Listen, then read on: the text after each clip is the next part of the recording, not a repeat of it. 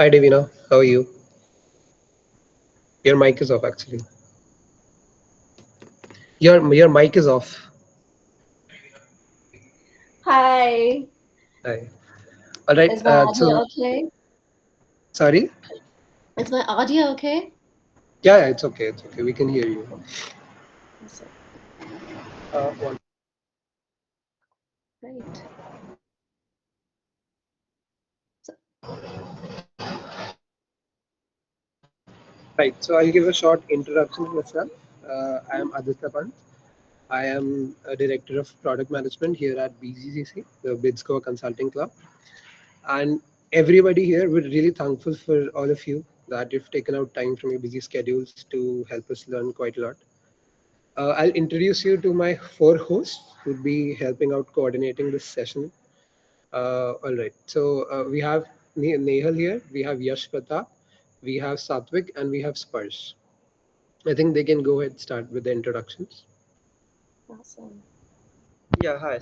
My name is Parsh Lavati, and I'm a sophomore here at Goa, and I'm a part of the products and analytics vertical here at BGCC. And it's a pleasure to meet you all, and I hope to learn a lot from you guys. Hello, I'm Satvik Agarwal. I'm an engineering student at BITS Planning Goa campus and a junior associate at BGCC. I hope you have a great time entering students in the session.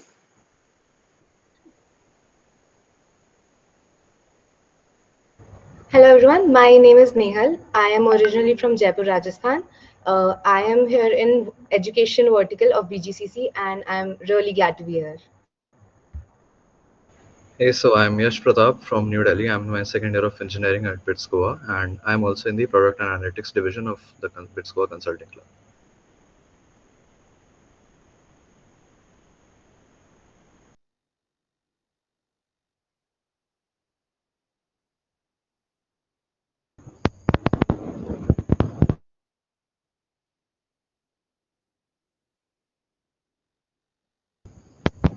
I would like to introduce the first speaker of tonight. Arnav Sharma, an accomplished senior product manager with a proven track record in driving innovation and exceptional user experiences, from pioneering voice-based AI interfaces at Byju's to leading monetization strategies at ShareChat and shaping B2B travel solutions at Flipkart. Arnav consistently delivers impactful products that reshape industries. It's a pleasure to have you here, Arnav. Thanks for the intro, guys. Looking forward to this interaction.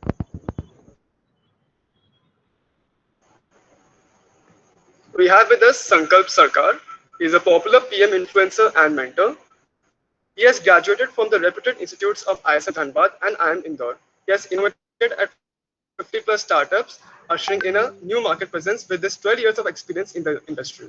If that wasn't enough, he has made into the top positions at Walmart, Axis Bank, and MobiKwik. Pleasure to have you, sir.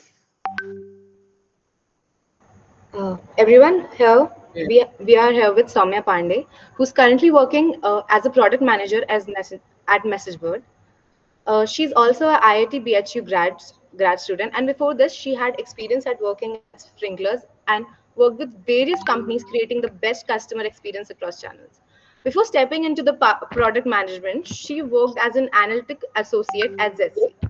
Even though she's only been in this field for like 3.5 years, as far as she has an impressive portfolio. In addition to this, she's also a skilled Bharatanatyam diplomat. She's a well-rounded personality and a perfect role model. We're glad to have you, ma'am. Our Thank you fourth for speaker being for here. today is See Devina. everyone. Yes, so our fourth speaker for today is Devina. She is a Forbes Under 30 scholar and a graduate from Stern School of Business, NYU, which is a top program in the US. She has more than 3 years of experience working at Amazon, and she is transitioning from a software role to a PM role. And apart from that, she has worked in Fino Paytech and Qualcomm also. Glad to have you here, Devina. Thank you. Very excited to be here and looking forward to the discussions. To start today's panel, Arnav, I would like to ask you a question that's on everyone's mind tonight. What is PM? Correct. That's a great question. That's an answer that even I am also trying to find because there are a lot of definitions out there and everyone has their own version of what a product manager does, right? So I'll just define what is product management. I'm going to use a very relatable example. Okay, this is just an analogy. You'll get it from it. So let's say you've seen an orchestra, right? So in an orchestra, there are different kinds of musicians who are playing different instruments, right? And there's a conductor who's actually managing that entire orchestra. So think of a PM role similar to that kind of a character who's a conductor. So the conductor may not necessarily know how to play all the necessary instruments, but he knows how to create magic out of everyone, right? So that's what a PM does. So a PM has to work with a lot of stakeholders. He has to take the pain points of the customer, try to solve it collaborating with different teams, and get that magic out at the same time looking at the business requirements as well. You have to meet your business objectives. So like a conductor would create that magic out of all the musicians, the same way PM has to get that magic out of designers, engineers, all the different stakeholder he or she is going to work. So you are at that spot, people don't report to you. So it's basically influence without authority. You are that kind of visionary who is setting the tone about what needs to be built and what kind of problems need to be solved. So essentially, it looks like a CEO kind of a role, but it's not. People say that you are a mini CEO. That's not it. Like it's a very different role, but you are at the center point, and you have to drive that vision, and you have to make sure that everyone is aligned to that. Hope this analogy makes it clear, right? Like I just keep it Yeah, very very simple. well said. Wow, enough. I don't think I've ever heard such an interesting description of product management. That was really insightful. Thank you for that. Yeah, so this question is for Sankal. How did your journey as a PM start? Like, how did you develop the product mindset early on in your career? Hmm. That's a. Am I audible? Awesome. Yeah, you are completely That's audible. quite a, that's quite a retrospective question, I must say. Um, I am basically an engineer, so from the day I started learning about, how to make sense of different technologies and build something which is valuable, I was really interested to build something which matters to a lot of people. Now the problem with that was that while I could build, I couldn't sell, and that's the reason why I went into product management, where I wanted to understand how do I sell this. Like I understand the technology works, but how do I sell this? And I started basically attacking my weaknesses. I went after doing sales. I went after went after operations, did various roles. I sat with all the team that I could probably sit with, starting from the CEO to the customer service, like the various needs that are there within the company, and also how do they see our stakeholders, like how do they perceive our stakeholders when I say that, hey, I'm having a problem, how would they react from various departments, which helped me understand how certain roles would shape certain mindsets. And it helped me navigate a lot of stakeholders.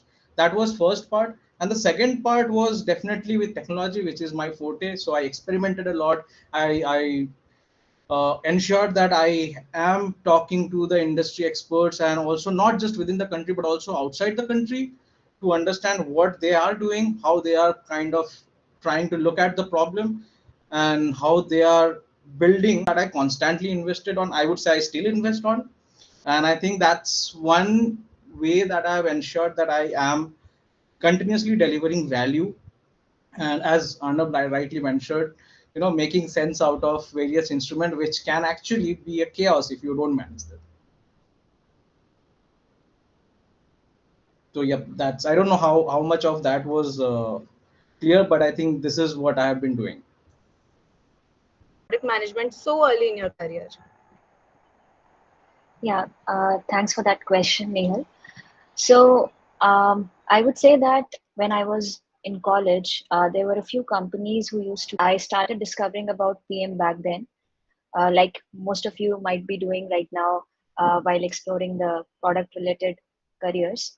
So I also started learning about product back then, and then there were very limited companies. Those were visiting campus for entry-level roles in product, and I used to apply for them, as well as maybe talk to my seniors who are already working in those product companies to understand what exactly they are doing, and the type of problems, or especially the type of impact they were making, that really attracted me to PM. So when it comes to working for big organizations, uh, especially when you're very in a very early stage in your career, you might not see a considerable impact coming in front of you, right? But when you try to maybe join product, and I would say not every company would give that to you, but yes, if you join high growth companies which might not have products which are very mature, you'll definitely get to see a picture of product management that is the ground reality and not, with some fancy term. But the way they were working in their organizations, they were actually able to create good as learn good problem solving abilities. So that basically attracted me to it, and also a little bit of the merging that product management brings between leading something and then also so the technology part of it. So while I was working as a decision in ZS, I already had this in my mind that slowly I might want to go into PM, because I really like the way that is going on right now and the type of work that entails. It might be a little slow for me in the beginning in both of the careers, but I think I would be able to see a bigger impact when I'm into product than into consulting right after college. So I decided to move that basically move in that path, and yeah, I landed into PM after that. Okay, great answer.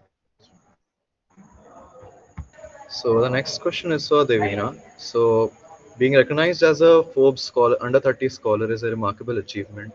And your educational background also includes Stern School of Business, which is a remarkable school. So which is and our top program in the US. So how has this recognition and education impacted your career? Is everybody knows what that is. So they have a student scholar program. When I was in grad school, I applied for it. Unfortunately, got a chance to attend and contribute to Forbes Under 30 conference. That conference itself, I wouldn't say that directly relates to product management, but it gives a very deep insight into what the world of ownership looks like. So, as Arnav mentioned earlier, that product managers are sort of called mini CEOs, but they aren't. But you have to think of it as a perspective from a CEO perspective. You are the owner of your product. You have to secure funding for it, you have to secure a timeline for it, you have to deal with the complexity, there's deliverables and everything that entails in building a product.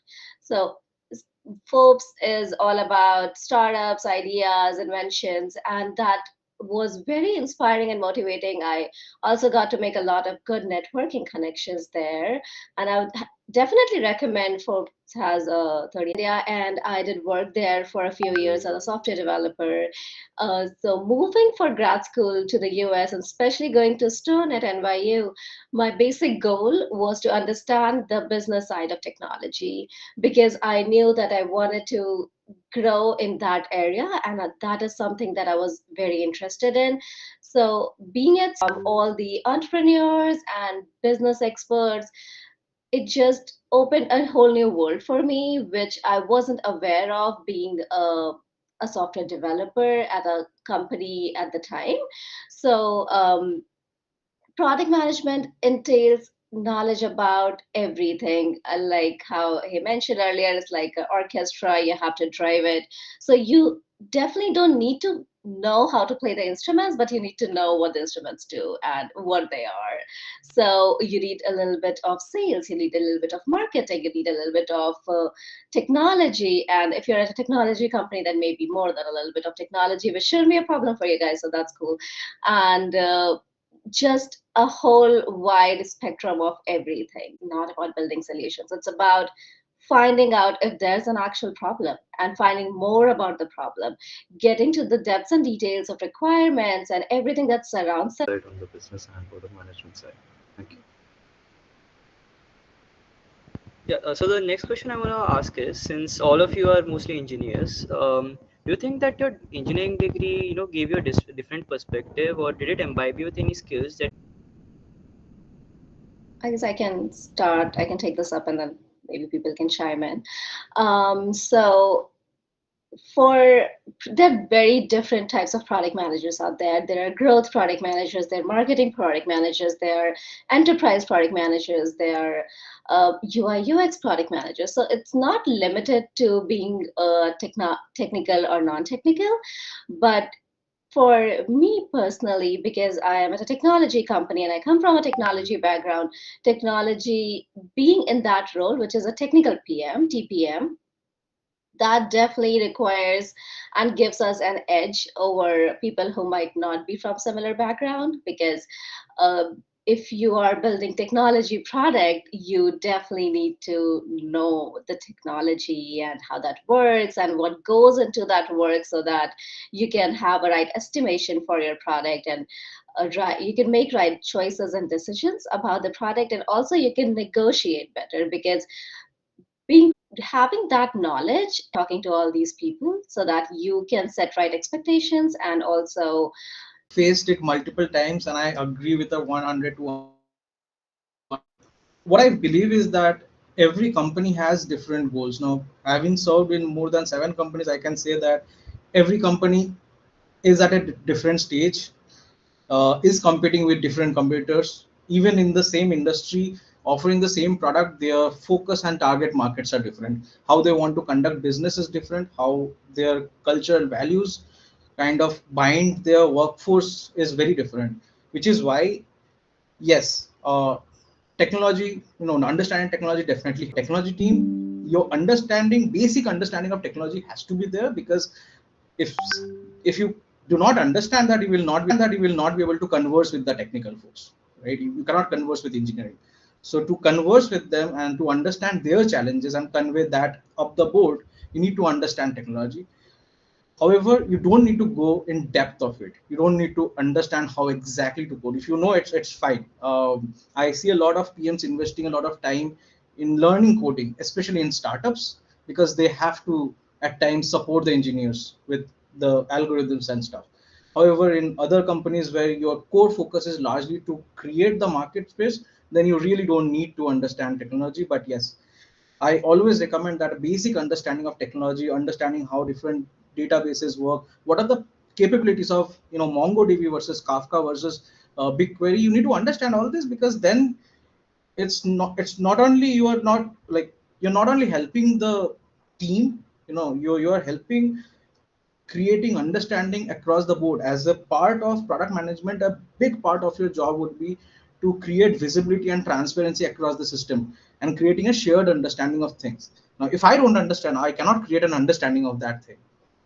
So understanding tech is, yes, it is very important, but it is also very important for you to understand where the company is leading, what your expectation, like what is the leadership expectation from you, what you are expected to do, and what do you expect from yourself as a professional.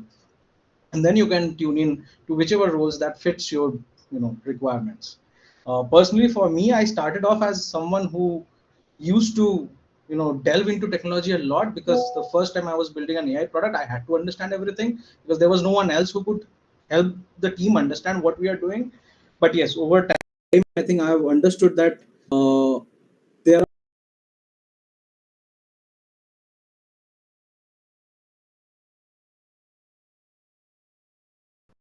responsibilities where the tech team can also help you create those visibilities.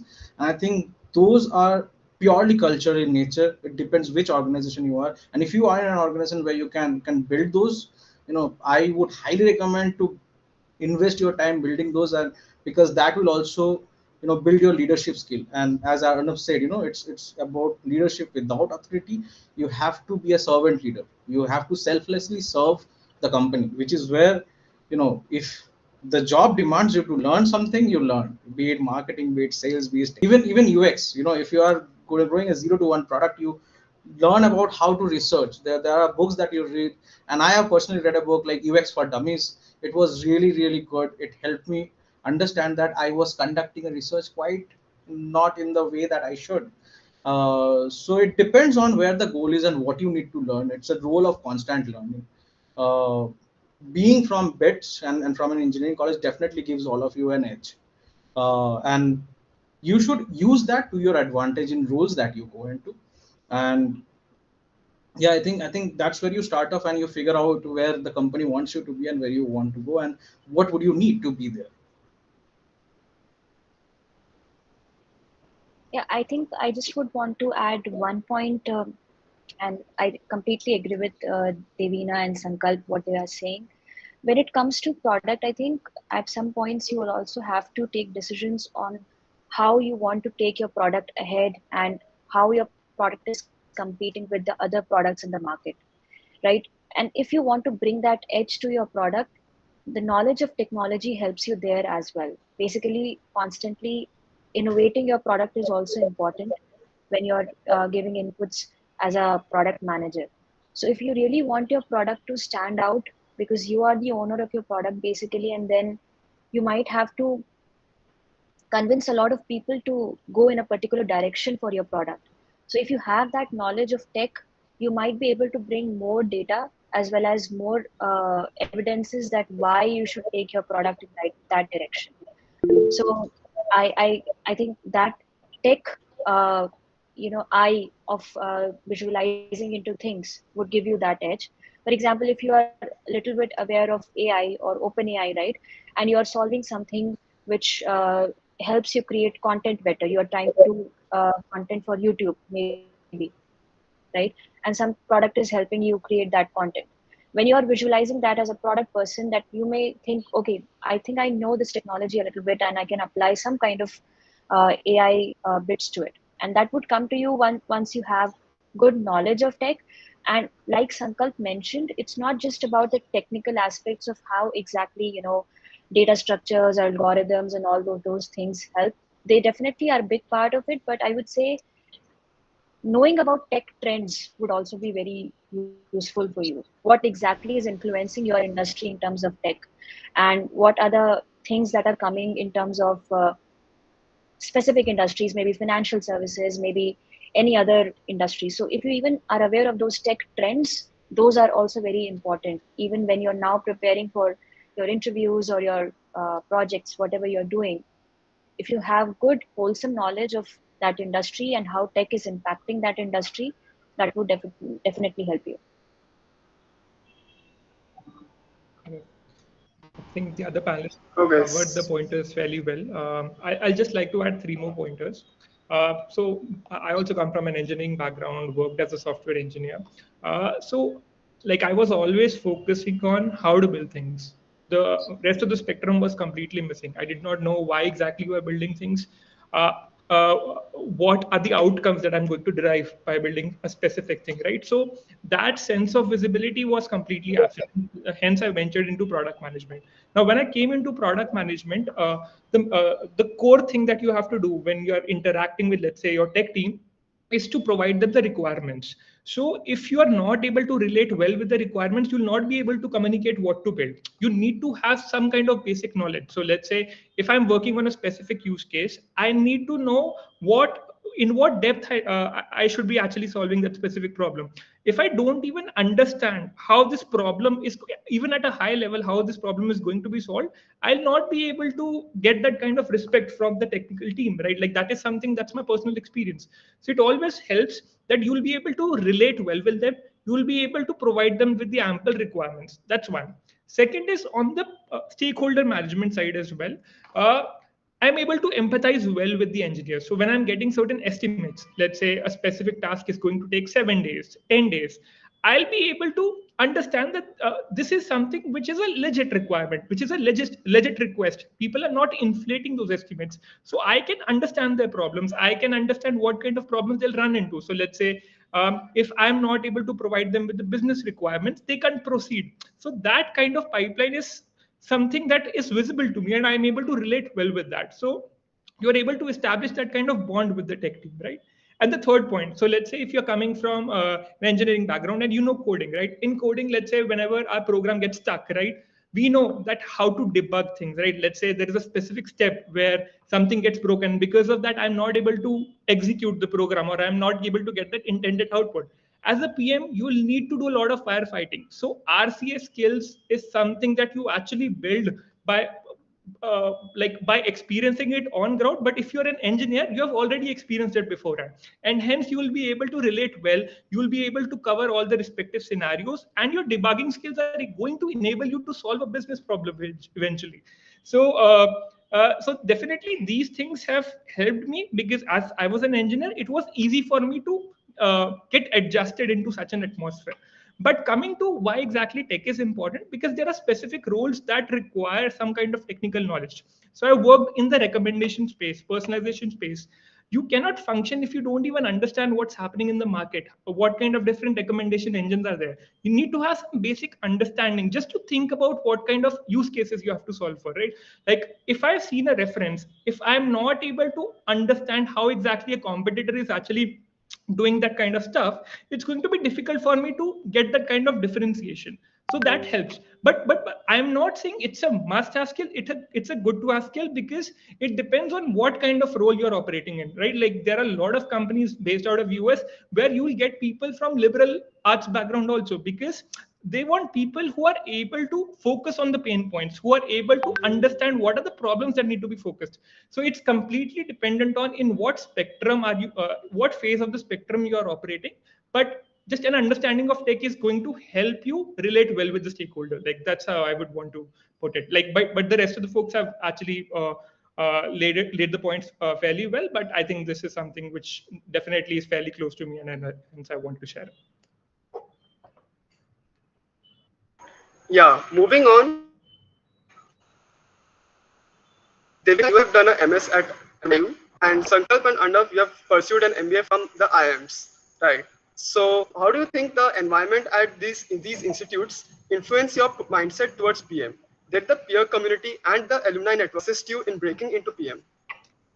Devina, you can start. Sure, yeah, I'll definitely start. So, my program was a blend of MBA and computer science. So, half of my courses were from Curran Institute of Mathematical Sciences, and half of my courses were from Stern School of Business at NYU. It definitely, I believe it was a big change for me, and it definitely did help a whole lot. Learning the management side of technology, as I mentioned before, is very crucial for the part that we are seeking, which is technical product management.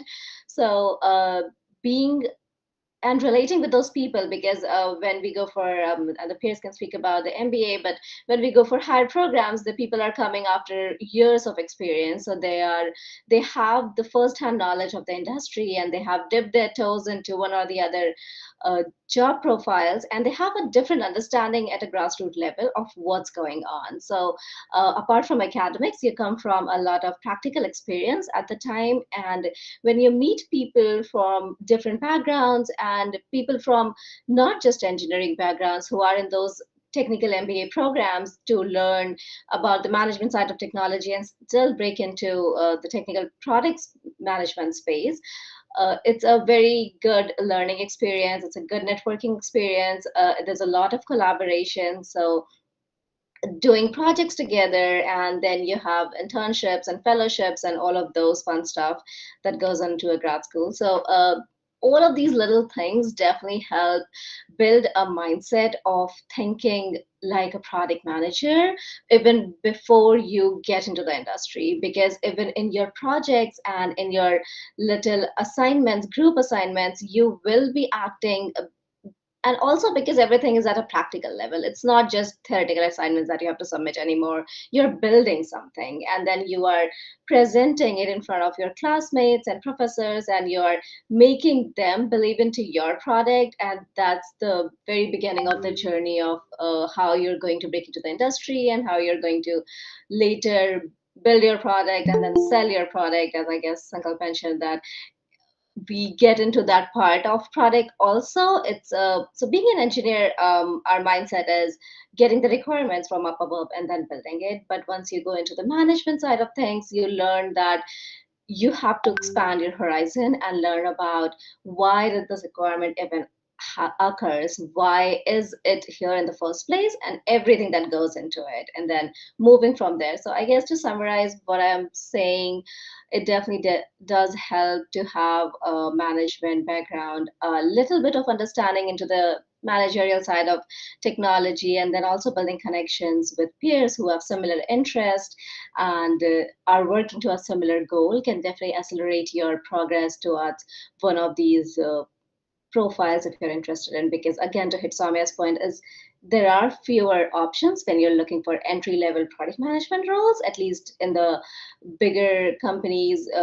It is a little difficult to directly break into it. So having some sort of grad degree that translates into and that speaks on your behalf that you have the capabilities makes it a tad bit easier to really get started and get an acceleration in your career as you would like. So yeah, that's my perspective. I would love to hear what others think.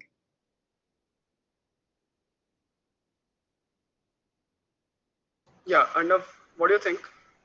Sure, I think Sankalp, you were about to say. Sorry. I think. No, no, please go ahead. I'll go last. Sure, no worries.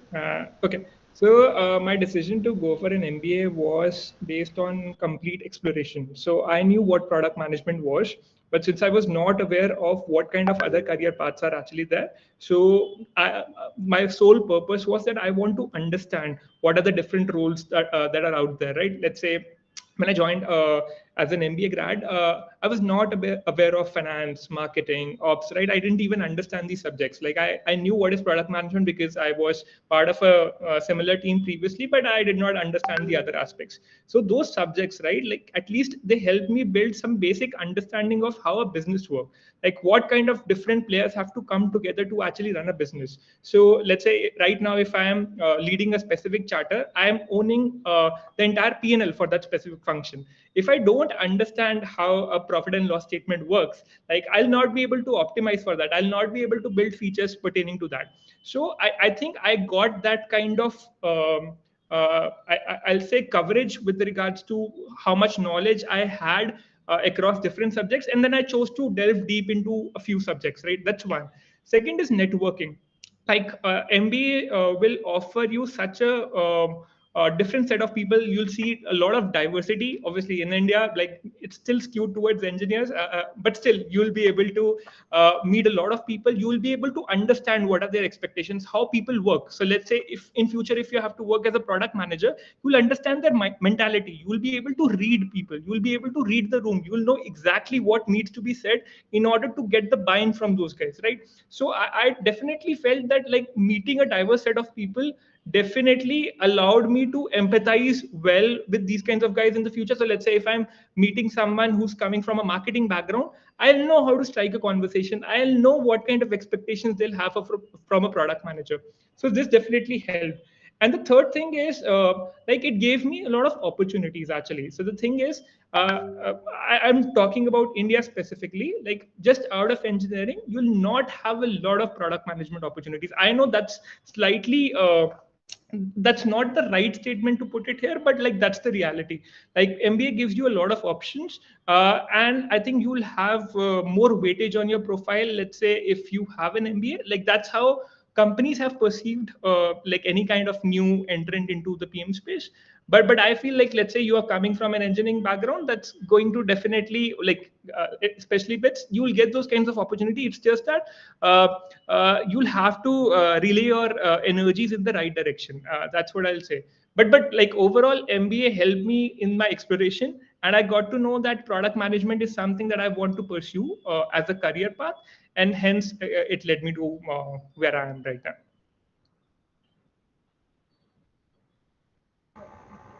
Great answer, you all. Next, we have a question for Soumya.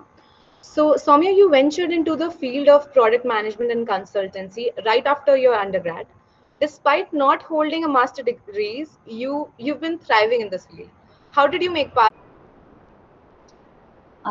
Thanks, Nehal. So I would say that in my case, I had started working right after my college in consulting, and then when I had moved to PM, so I would like to focus more on the PM side.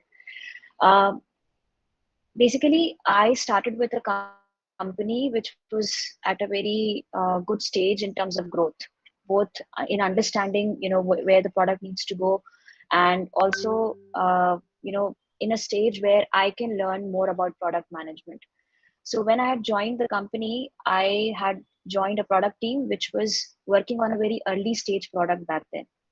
So I was part of a journey which actually made me think of how I need to take my product from 0 to 1 and the implementation process as well.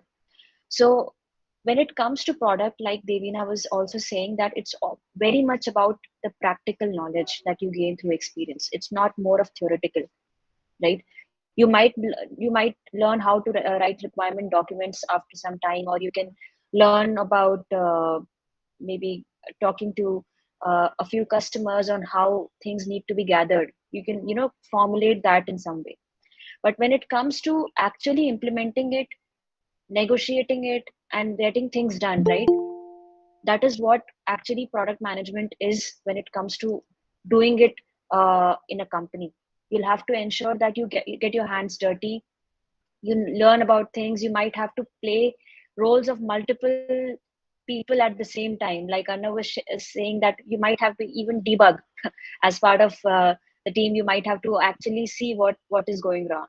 So in my case, I think I got that experience, and I got people who gave me that ownership as well, that you can take up these responsibilities and you can actually own the entire process. So I got the ownership part of that particular journey very early on, and I was supposed to deliver the results based on that ownership. That if anything goes good, you are the owner. If anything goes bad, you're responsible for that. So that ownership also gave me the opportunity to grow in product, and plus the type of organization you are, like I mentioned earlier, that also plays a very critical role. So if you're part of a organization which is not very mature in terms of the products they have, they are still thriving and they are still building new things, then you are basically working with a lot of people. You need to work with the salespeople, you need to work with the support people, you need to work with solution engineers who are actually demoing your product to different companies. So you get a hands-on experience of the different things which are going in the company, and that helped me because it also gave me a lens of product from their eyes, what they require when I'm working with them. If I need to align them to a particular objective, then how can I make sure that I'm able to put up things which would uh, bring their point of view, right?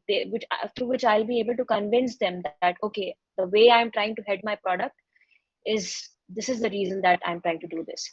So all of that, starting with a very early stage product, talking to a lot of people in the company, and definitely mentors also play a very important role. If you have good mentors and good people who can guide you through the different stages in the product journey, that also really helps. So yeah, it was a combination of multiple things basically. I completely agree with you. Book knowledge is of no use if you can't get your hands dirty.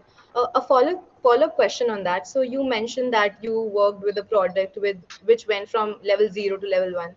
So would you recommend Yeah. breaking into PM by working in a high growth company with a short product development sprint over a job role where one gets to work on a mature project for a long life cycle?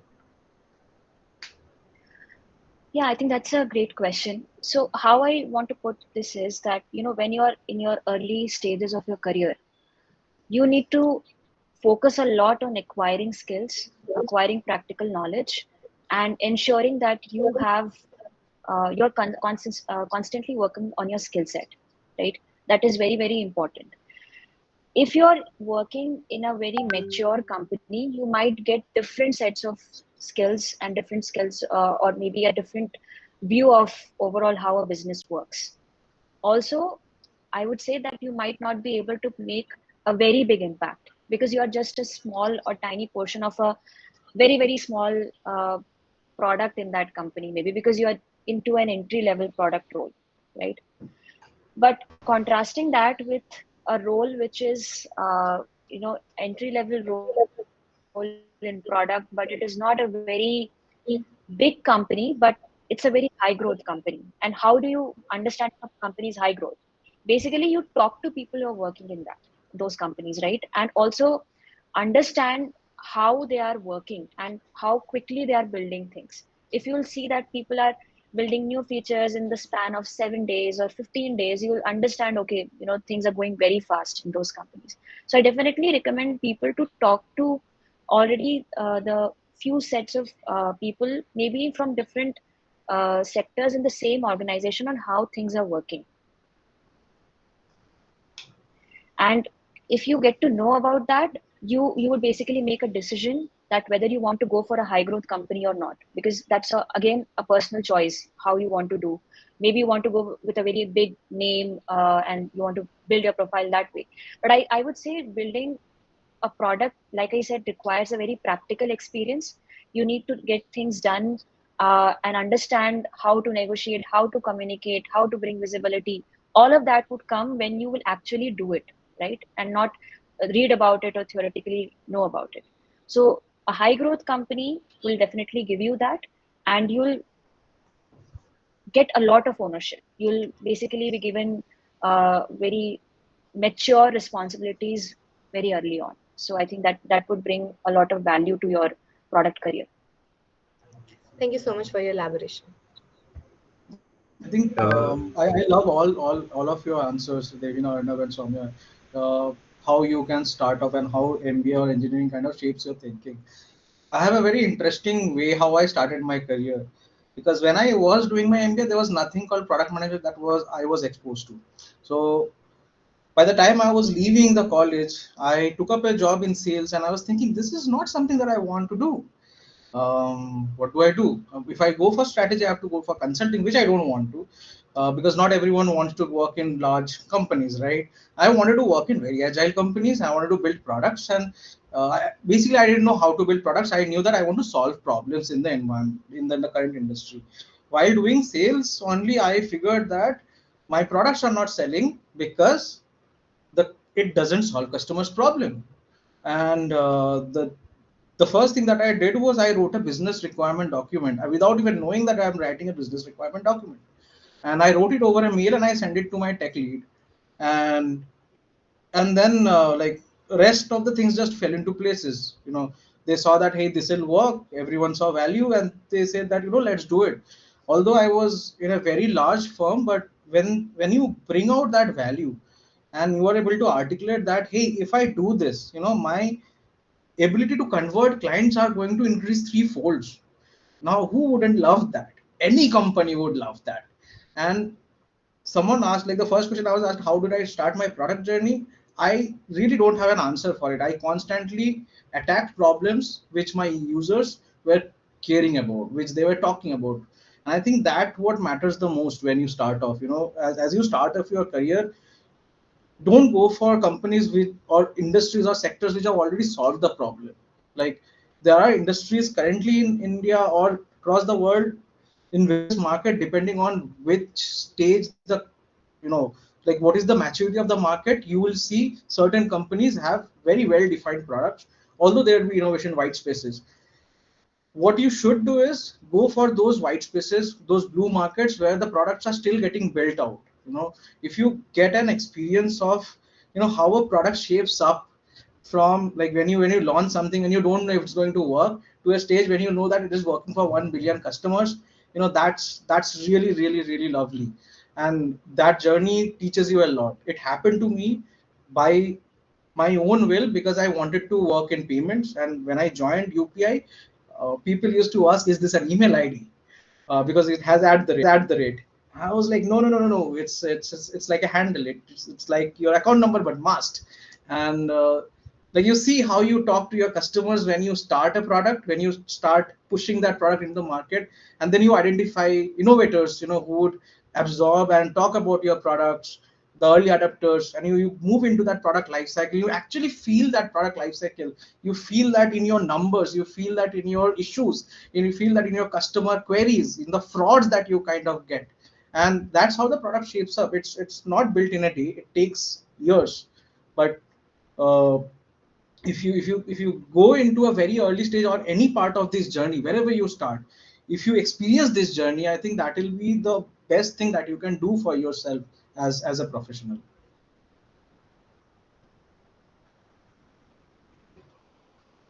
Okay, so the next question is for Devina. How would you evaluate the employee experience at Amazon, like particularly in relation to its customer-centric approach? And additionally, could you provide insights into the work-life balance typically associated with product management roles in the company? Sure. Good question. I know Amazon is so infamous about its work-life balance, so I won't start with that.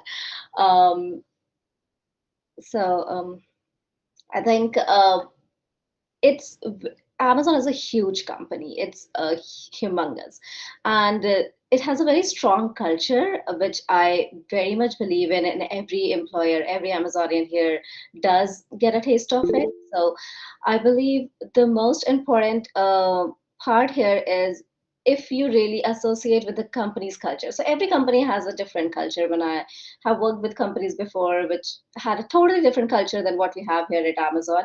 Amazon, despite being of such a huge company, has a very startup kind of mindset. So every org, every team, every little initiative within Amazon has a very startup approach, and they say speed matters in business. So they need to do things fast. We can't wait around because waiting is just losing money, because if you're not doing it, someone else will do it. So you have to be at your toes. It's a very fast-paced company, and it is at the very forefront of all the latest technologies. So this is something that you need to relate with. If you have a different approach towards problem solving, where you would like to go in depth and know what your solution is going to be like and what are the pros and cons of your solution, and have all the analysis before you start building your solution, Amazon probably isn't the best place. Because here we believe in two-way doors. If you can build a solution that could be rolled back without much impact and has a potential of solving the problems, even if you haven't done your 100% analysis on it yet. And if it's a two-way door, which simply means that you can roll it back and it wouldn't create a huge impact, it wouldn't create a huge cost loss, and everything is in alignment, then you should just go for it. So it has a very scrappy, get it from the scratch, build it up, do it fast, deliver it on and out. So that kind of approach, which is what I love about Amazon, because it is not a laid back, super chill company that everything is set up and now you just are doing ops work. So it's not fun. Product management, work life balance is again very much dependent on different companies and different cultures that those companies follow. Here, I would say it's kind of a mix, and there's a lot over the internet about how it sucks and the work-life balance isn't good and it's super fast-paced and you don't get to breathe and you have to pee in bottles. Don't tweet that. So those kind of things are also very org specific. So if you are in a customer facing product, so let's say you're supporting S3, which in AWS, which has a huge customer base.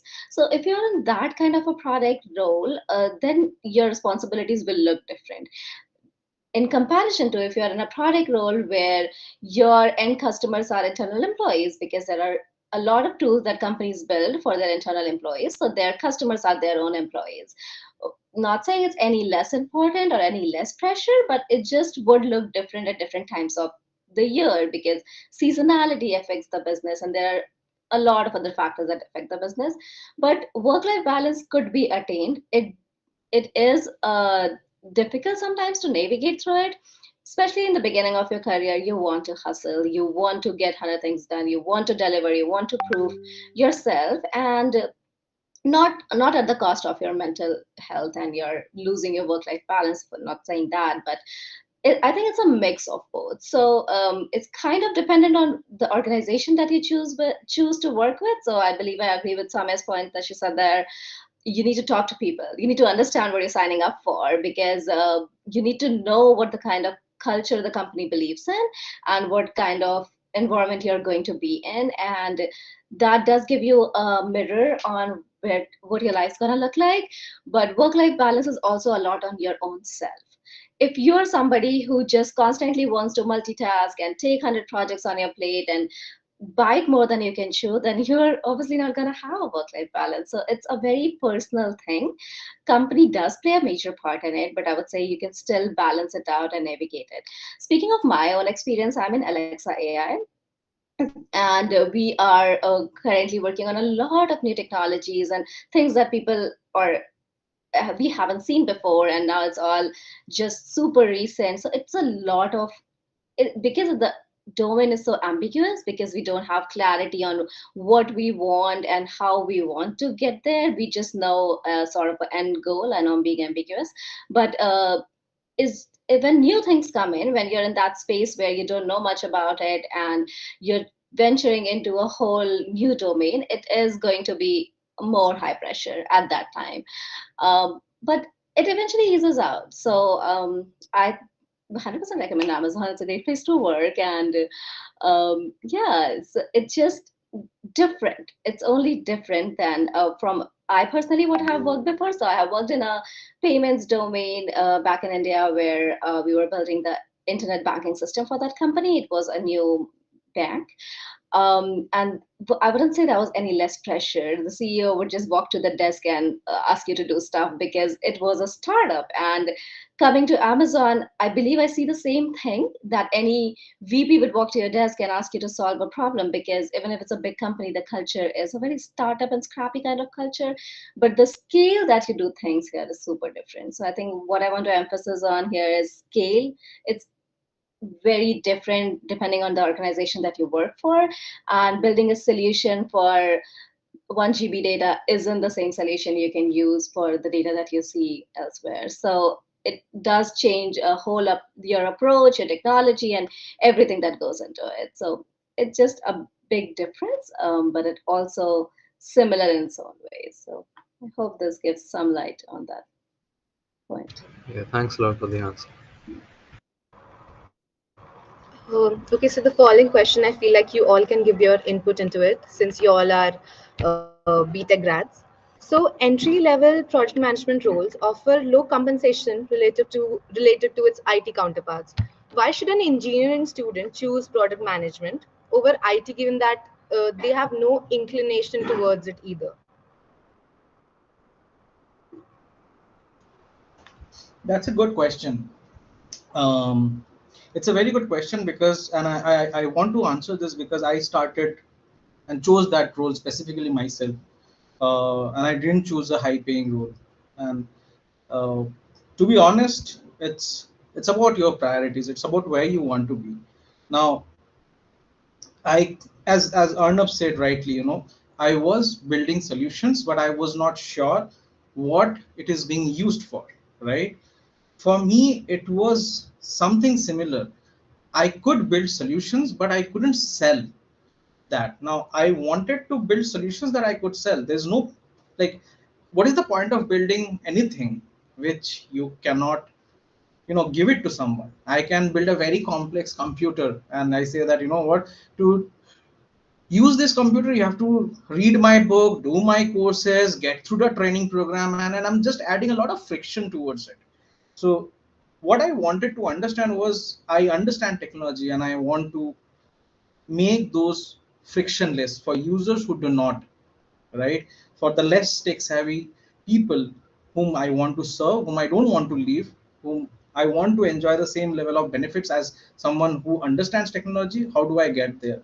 So with that thirst of creating an impact for such people, I firstly chose a role which, yes, it may or may not offer. Now, various companies are very different. Some do, some don't. So it's not about the starting salary. It's about the growth that you want to achieve. Now, any field you can grow, right? You can grow in operations, you can grow in sales, you can grow in consulting, you can grow anywhere.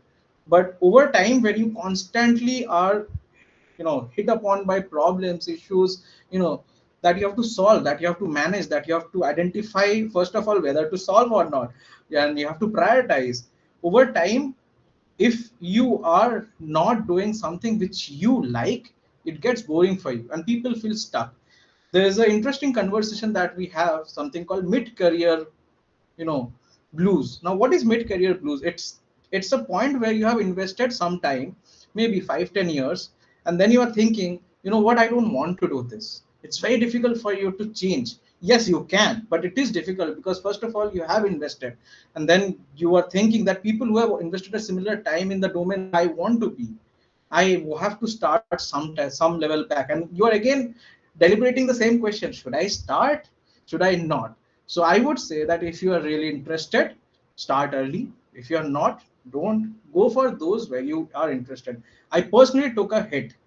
I didn't think about salary back then because I knew that if I am able to do this, if I am able to bring value, it is going to add on to my credibility. As simple as that, and it will keep me motivated. So it's about what you like to do.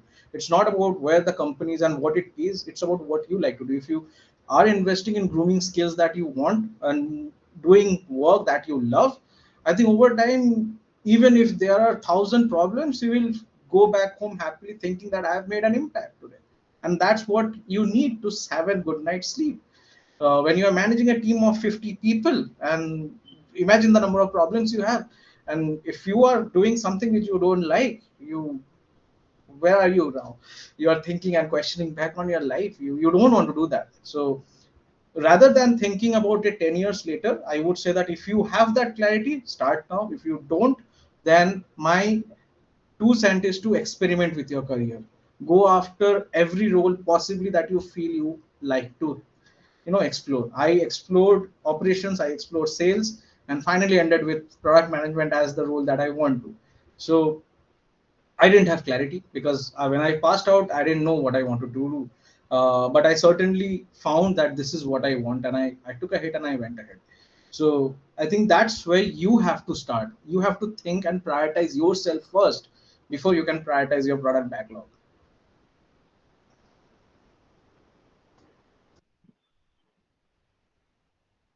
Yeah, so moving on.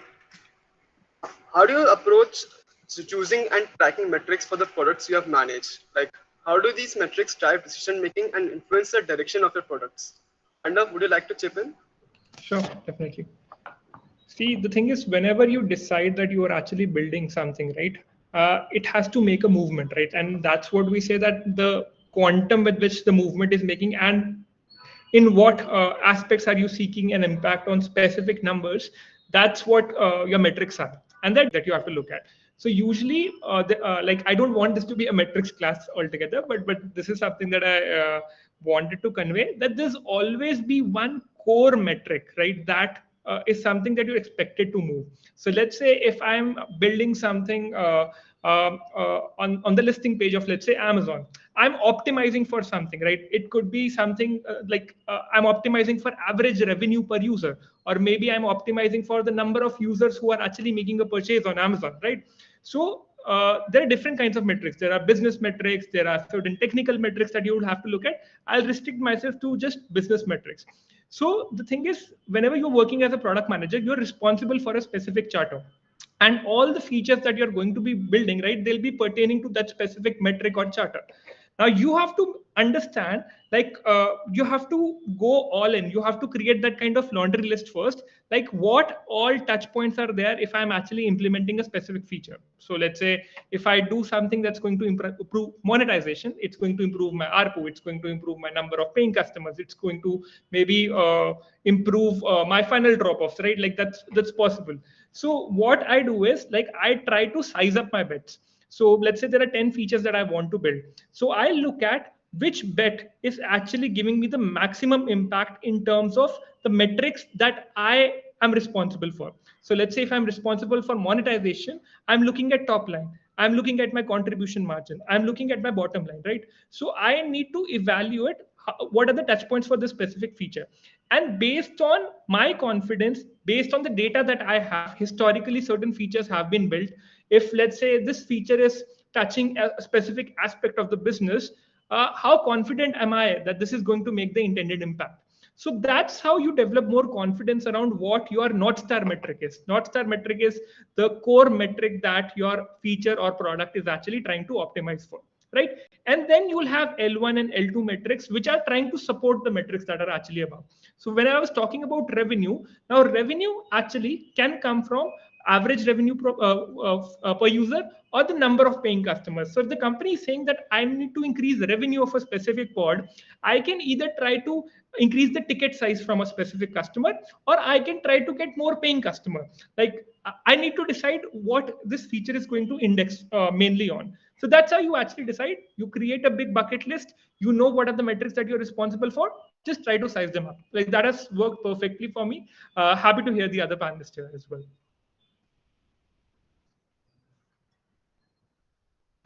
I think pretty well laid out by Uh, you, Anand, how you can kind of think about. I always feel that while you are thinking about metrics, think about two things definitely. Actually, three things. The first thing is that what your business wants, and that becomes your North Star metric, and you build your supporting metrics around it, which supports that. Basically, how you are getting there, where you are getting there is the North Star metric, and how you're getting there is L1, L2, L3. You can go a lot of level. The second thing that you take care of is what your user want, like what is most important for them. uh, Business, yes, revenue, but how are you going to drive that from user side? Why would they give you more revenue? Why would more user come to you? So think about user metric, and that again is your user North Star, or you can say that this is your user L0 metric, and build the L0, L1, L2, L3. And the third part would be your technical metric, because Devina talked about scale. Scale comes with problems, because when you are solving for a billion customer, trust me, the tech stack has to be really agile, and in terms of databases, in terms of infra, in terms of APIs, like the entire backend to front end, everything has to be very scalable, and it has to be very agile, it has to be very light.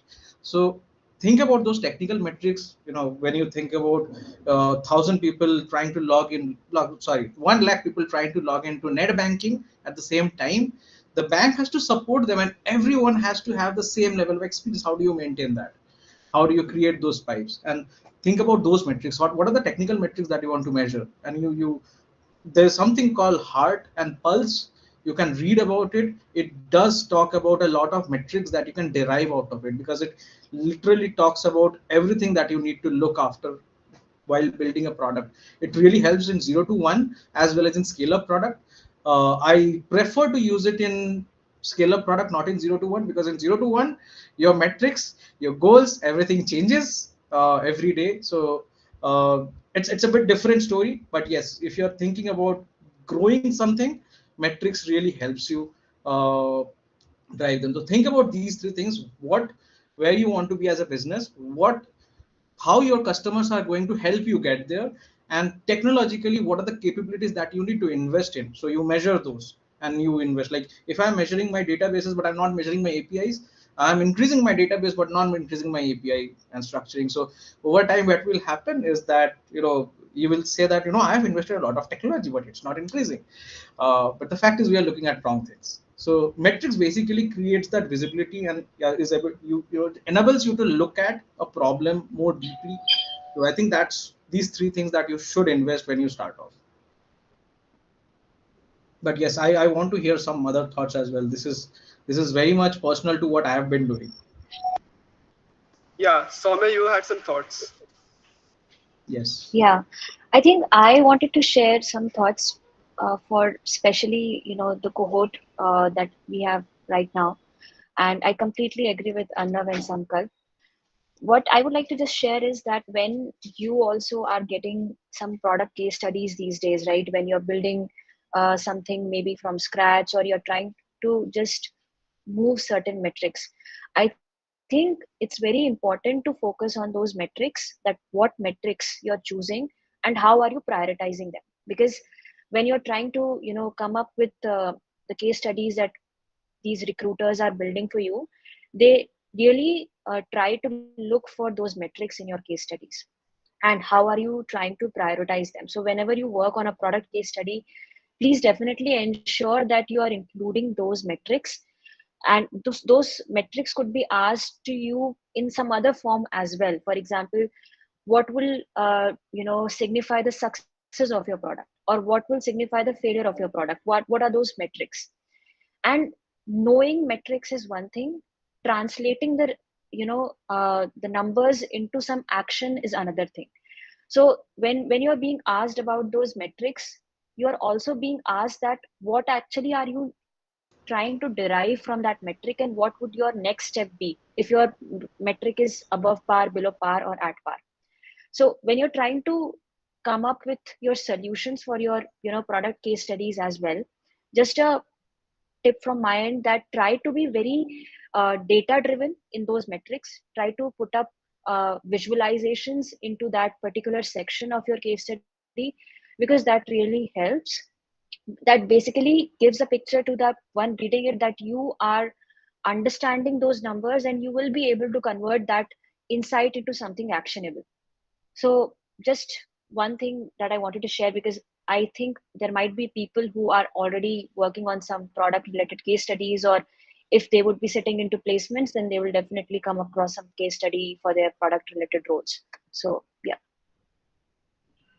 I just have a point to add, like based on what Soumya actually said. Like I have a personal experience. So when I was applying for my first product management interview, right, like when I was trying to apply for a company, they gave me a case study, right, and I had to come up with a set of metrics, right, that I'll be moving, right, if I am actually building a specific feature. One big mistake. I tried to be very exhaustive. I gave them a laundry list of different metrics, and I did not prioritize. That's the biggest blunder that you can actually commit. Quantity is not important. It's the quality of the metrics that you actually choose, right, before even proceeding. So how can you structurally put these metrics together? That's more important. Like it's common sense. Just think about the customer journey. Let's say if I'm trying to optimize for cart additions, I need to understand what's happening before that. And that's why all the frameworks, like Sankalp also mentioned, frameworks like pirate metric framework, heart framework, right, they are just giving you that kind of structure, like what are the themes that you need to cover. In the end, based on the business problem, you need to identify what is important, and hence prioritization of metrics becomes very, very important. Like I personally experienced that. Like I have been mocked for that. Like I would not want any one of you to repeat that mistake. Yeah, I'm also guilty of that. I think everyone is. It happens. I think we all are. Yeah, it's how we learn, I guess. Correct. Okay, so the next question is generative AI is a rapidly evolving field with significant potential for innovation. So, how do you see generative AI influencing and transforming the product management landscape? And could you share any specific experiences where generative AI played a crucial role in shaping a product's development? Since Devina has worked in generative AI, I'd like her to start. Sure, yeah. Gen AI, I guess, the elephant in the room always. Every company is either working on it or using it. So it is here and it is here to stay. And I'm a big believer. So AI is the future. And if you've heard any of these Google Meet that recently the pitch I gave times, so that's what the world looks like, I guess. Um, in particularly to within Amazon, I can talk about Amazon and a couple of FANGs that I'm close with. So every organization is doing something or the other related to Gen AI. And if you saw Andy Jesse's recent announcement, he said every team in Amazon is working on Gen AI. Not true, but mostly yes, true. So it's it's very crucial to keep yourself updated with the market. So there was a time when we had crypto and we had Web3 and NFTs, and we've seen all of it now. But it's more than a fad this time. So generative AI is taking over a lot of domains, and a lot of companies are trying to work it in their favor and not so much in the favor of the employees. So employees have to keep their skill set updated, like content writers. And I know there are companies, small scale companies, that used to do sentiment analysis on let's say you talk to somebody on phone and the transcripts get generated and then they do a sentiment analysis. Now they just don't need to do that because GPT-4 has it. It does it for you. It does it better because it has more data than a small company could. So every other company is using it and doing something on it. Amazon has already been working on a lot of AI initiatives, and it's just because OpenAI launched it and now it's a whole thing in the market. Everyone is speeding up. It's not like it's something new because people have already been working on it for years. But it does look like it will change the shape over the course of next 10 years a lot into the business domains. So we being engineers and being product managers have to ride the wave instead of being on the opposite end of it. So it will make a lot of positions irrelevant, but we are on the forefront of it, so we should rather focus on the benefits, I believe. For at least for what I'm particularly involved with currently is in the space of Alexa AI. We're trying to use some AI because Alexa is a voice assistant, so we are trying to use Gen AI to solve some of our business use cases here. um, and one of the problems, a very interesting problem that I am personally particularly right now working on is, and I can talk a little bit about it, just to give you a context on what kind of problems we work on in the product management space related to Gen AI. So here, Amazon is doing their own Gen AI, Meta is doing their own Gen AI, Google is doing their own Gen AI, and Microsoft is obviously doing their own Gen AI. And all these companies need a lot of GPUs because where you run the models, it's a lot of hardware requirement, and you need a lot of GPUs to run this big, large language model, which are trained on billions of parameters and whatnot. So who's building the GPUs? NVIDIA. All the companies are building LLMs, and NVIDIA is building the GPU. So good for NVIDIA, bad for us. Now we don't have enough resources in the market. So it's not about money anymore. We are the big players, but we don't have the resources. We don't have the GPUs in the market to purchase it or buy it or train our models on it. So now how are we going to solve the business use case?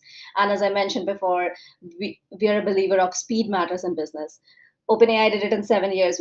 We don't have 7 years now. We have to do it now. So we have to do it with the lack of resource and at speed and with reasonable cost because the market isn't the best right now. So now these are the problems that I and my team are personally trying to solve here by making the most efficient use of the limited resources that we have as of now. So this is the kind of, so it's not a new product that I'm building. It's not a new feature that I'm delivering. It's not even a improvement in an existing product that I'm working on. It is efficiency. It's a metric. It's efficiency. And now I have to work on developing some sort of a solution. And it's a very primal stage, so can't talk much about it. But it's just developing something that doesn't exist that would make something super efficient for us to really make use of whatever limited resources we have currently and then deliver the best we can for our customers. And it's a very customer centric company, as you've mentioned before. So we believe in innovating on behalf of our customers. So now thinking what the customer would need and developing those things by having these limited resources. So using them at the highest efficiency that we can is a kind of a problem that we are trying to solve right now. And so this will require some modeling, some ML, but generative AI comes with a lot of opens up a lot of different domains. So it's not just developing the large language models that you could work on. There are so many different arenas that are attached to it and so many different parameters around this particular domain that are very high functioning right now. And it's a good acceleration of the market. And I think it's very important to keep up to date with what's going on in the overall market for our products. And obviously, in this time, it is about AI. Yeah.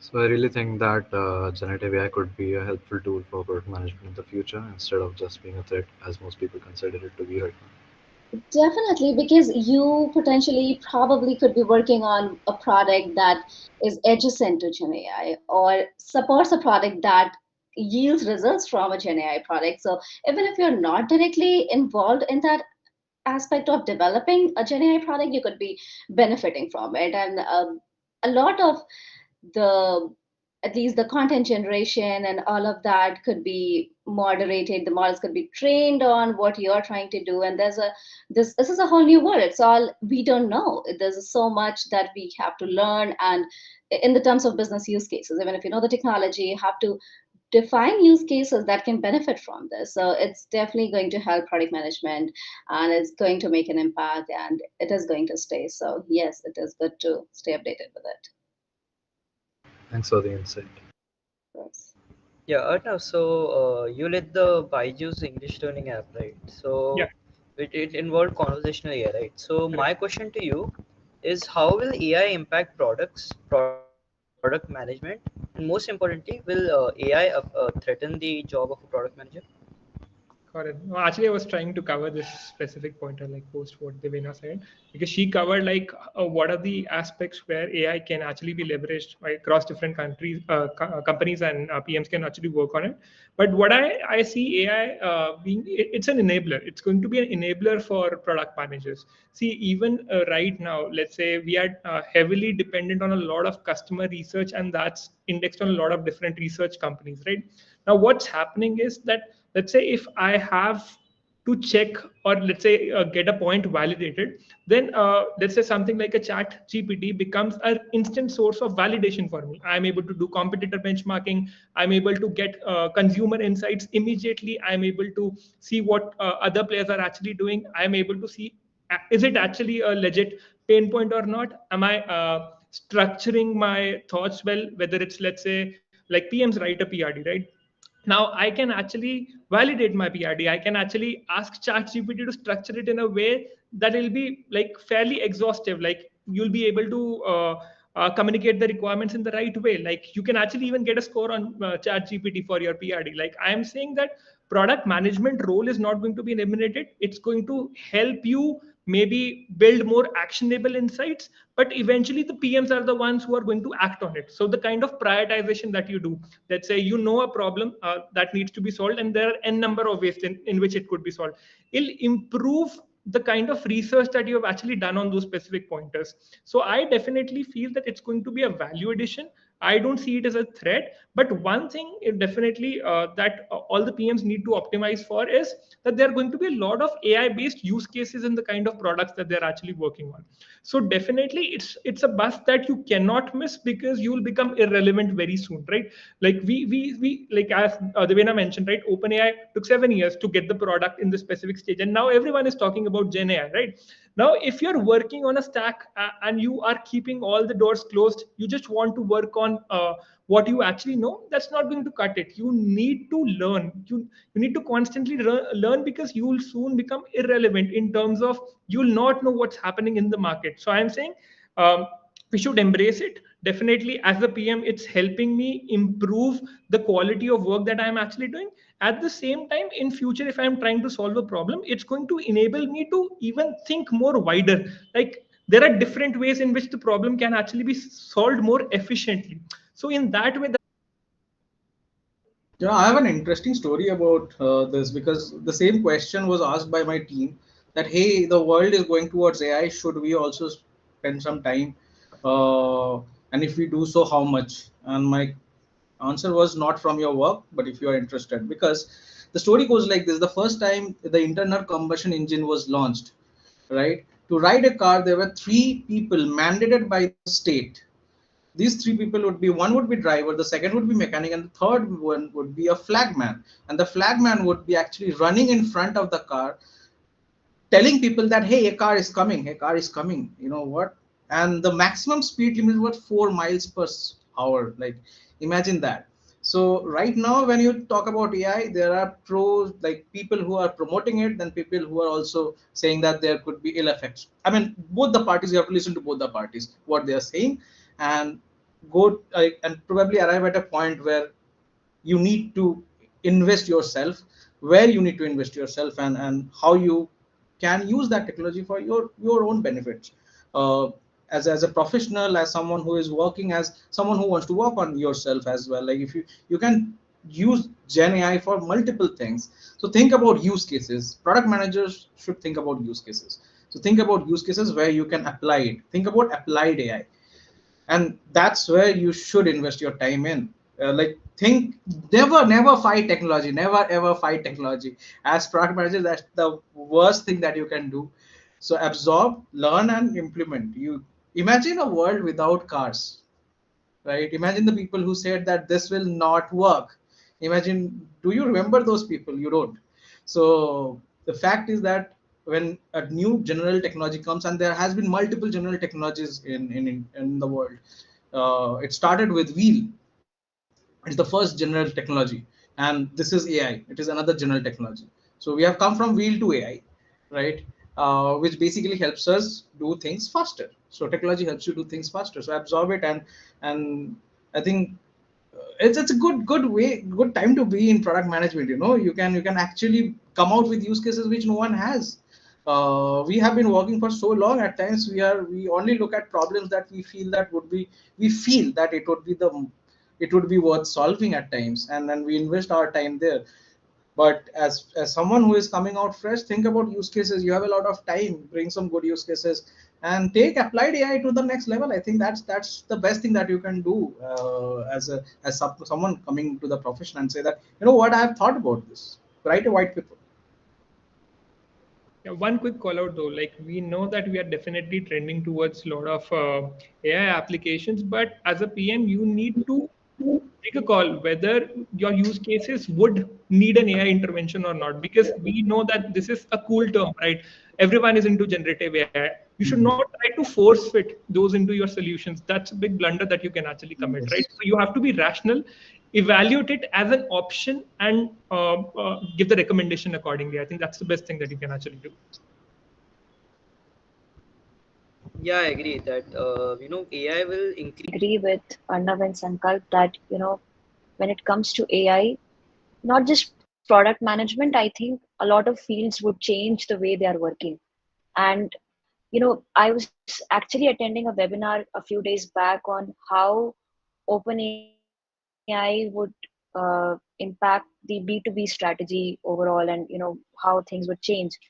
And there also, I think one of the industry veterans, he mentioned that, uh, once when internet was new and when internet was about to be launched, everybody made this thing that no jobs would exist after internet, and uh, there would be a shortages of jobs that people can do, and a lot more like that, right? I think with every major technology, that when it comes in, these things usually happen. And in fact, what happens is, eventually we see that new types of jobs and professions are coming up.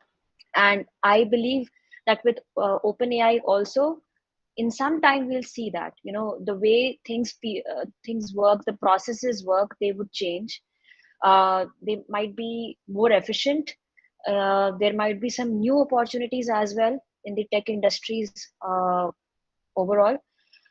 When it comes to product management specifically, I think, like I was mentioning before, that you should be aware of all the major tech trends that are there in the industry, and how it is impacting uh, the consumers, how it is impacting a business. All of that is very important. And if you definitely want to get an edge into the opportunities that maybe you are pursuing product management, and you're seeing what could give me an edge, what could make my product career grow in a way that could be a little different from a usual person. I think AI could be something that could be your tool and your magic wand in that way.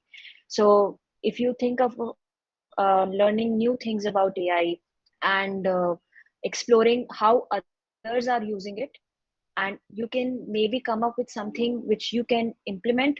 Definitely not force fit it like we were talking about before, but definitely small things as well. I mean, especially for people who are now in college, when you think about it, it could be very small things that you used a very small prompt to maybe accomplish a particular task.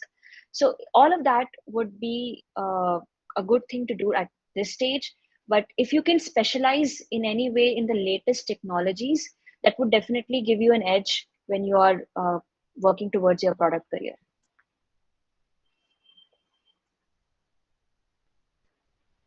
Okay, so thanks for the insights, Soumya. And next, this is going to be an interactive question. So I'd like Devina to propose a captivating yet entirely illogical product concept. Like it can be anything that is innovative but like illogical. And following that, I would like Sankalp. Very interesting question. I'll take a minute to think about it.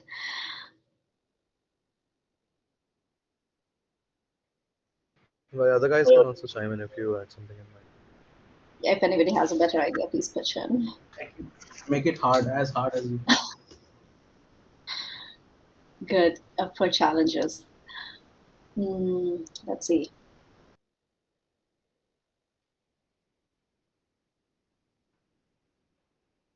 See, it can be anything like maybe a. Yes. Okay, okay, go ahead. Sure, yeah. No, I'm just seeking help. Um,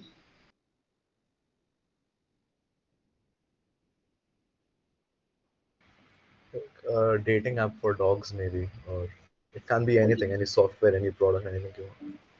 well, that's, I think, a cool idea. Let's go with that. Dating apps for dogs. So, Sankalp, please design a dating app for dogs. Good. And this is the hardest because I recently got attached to dogs. I have zero expertise in it, but I have expertise in dating, so I think I can make some justice to it. Roadmap for a product where dogs will date. So, hmm, You can ask questions if you have to. I'm thinking of the direction where I would start off, and I would start asking my question. Um, We can focus on the pre-launch strategies right now, like everything from the maybe the flow of the app and how you to plan the management strategy, how you to allot the task to the teams and all. no, I'm largely thinking about where do I start off with this. Like whenever you design an app, there are two ways to design. There's a top-down and a bottom-up approach that you can take. I'm just thinking which one would be the best one for it. So I will take I will take the top-down one. So and there's a reason to it. There's a reason why I'm taking the top-down. Certainly because dogs do not know how to use an app. So it will be the dog owners who are owning the app. And specifically where I should target, and I'm thinking about various things. So the first things first, the first question here is that individually we are trying to attack dog owners with this app. We are trying to target dog owners with this app because uh, they would be able to communicate with their dog.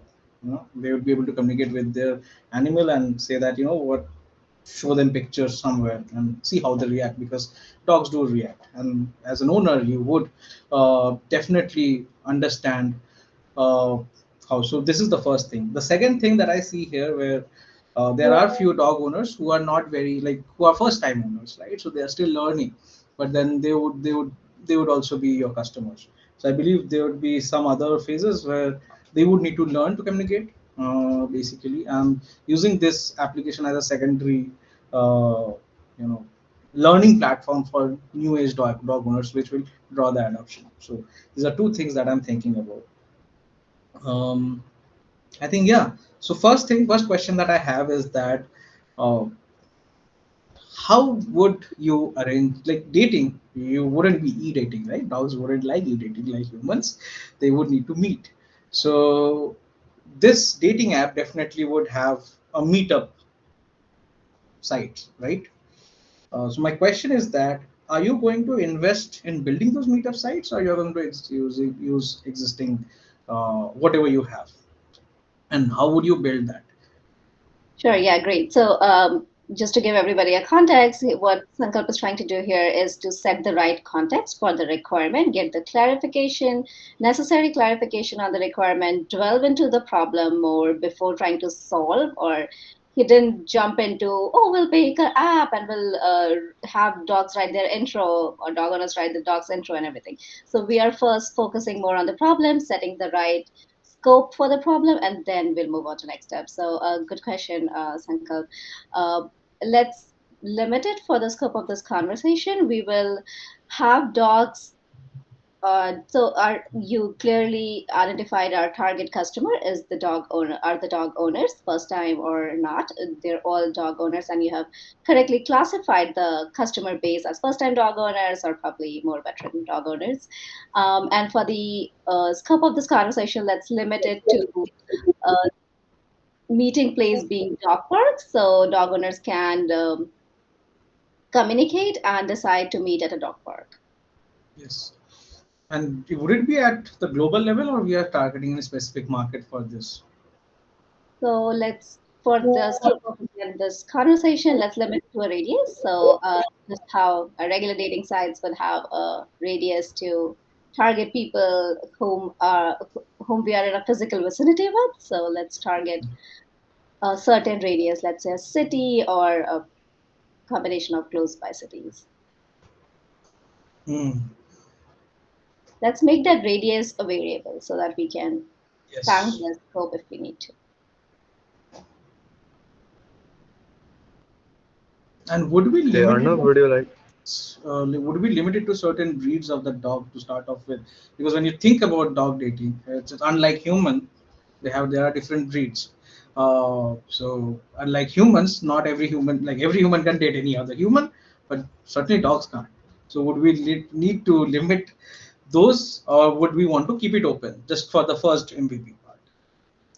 Let's keep it open for let's generalize it for the context right now. All right.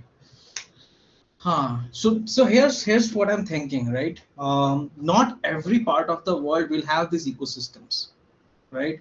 Will not have these ecosystems like like pet cafes and pet parks, or pet friendly restaurants and stuff, right? So the first thing that we should do as product managers to identify those markets where we have dog owners, right? And identify those markets which has these ecosystems, target them, study them, and probably build a roadmap out of it. Definitely it would entail a lot of things. Like if you think about dog dating, it would need a lot of different things. I Dogs rely heavily on smell, heavily. Now, how are you going to replicate on that on an app is something that I'm really curious about. And do we need to invest in some infrastructure for that where it can actually generate those smells? Is something I'm also thinking about, because if like we are visual creatures, but dog do not have vision. I can show them a picture and they'll be like, what is this? So how are we going to tackle that problem is something I'm thinking. Would we need to we definitely need to invest in building an infra for the app to get that experience out. I don't know Great. how many of you No, like I agree with you, but that's something that I thought about. okay, go ahead. So you raised it. It's okay. Yeah, go ahead. I know. No, I think I just wanted to bring up one thing. Maybe this is something that we can use in some other product case study and this one also. So when you're talking about a particular type of consumer or maybe a particular type of problem, right? Like here it was a dating app for dogs, right? To start with, I think it's very important to understand that particular target, species, in this case dogs, right? Mhm. What is, like Sankalp was saying, that the sense of smell is so important. They really identify the different beings, the living beings around them, just with the help of smell. And also go deep into what exactly you're trying to solve for. For example, if we are trying to solve for this particular, a weird kind of a problem, I would say. But I think it's important to understand why we are solving it and what exactly we are trying to achieve with it. To Mm. begin with any problem, it's important to ask counter questions, like Sankalp was trying to do, that why we are doing this, and whatever comes to your mind, that should be something that either you are able to you are able to answer it yourself, or you are able to clarify with the person who has given you that problem. So I would say in this case specifically, dogs are a very different kind of a breed and animal basically. And their sense of smell is the strongest what I've heard of, that they really identify different other dogs, humans, and other entities with the help of that smell. For example, I see a dog and they are attached to certain toys a lot because they relate with that particular smell. That particular toy reminds them that this was a toy they used to play with when they were children basically. So that is a very important thing, and that ultimately will tell you about the user interaction also, that how your app should be able to communicate with the user. Does it have to be an app actually, or do you need altogether a different thing? Will app Yes. interaction will be something that would be actually the most appropriate tool for you here, or maybe you need something else. You need a different kind of a product. App is Hmm. not the only product that you can imagine in this case. There might be some other product which would be better in terms of understanding that particular problem and being able to solve it. So yeah, I just wanted to add that one point. Yeah, and Yeah, in fact, that is the reason why wait, I asked the question, why should we invest in building some infra, because app exactly. doesn't seem to cut it. Correct. Yeah, no. So I think we should establish the need first, right? Like, is there a need for this application? Definitely. So the thing is, dogs don't communicate that they need someone, they need a companion. Dogs would not be able to communicate this. So the decision whether to go for a date, whether to select a specific dog, also lies with the owner, right? So technically, if we are building an application, we are also taking into consideration majority of the preferences would be coming from the dog owner only, right?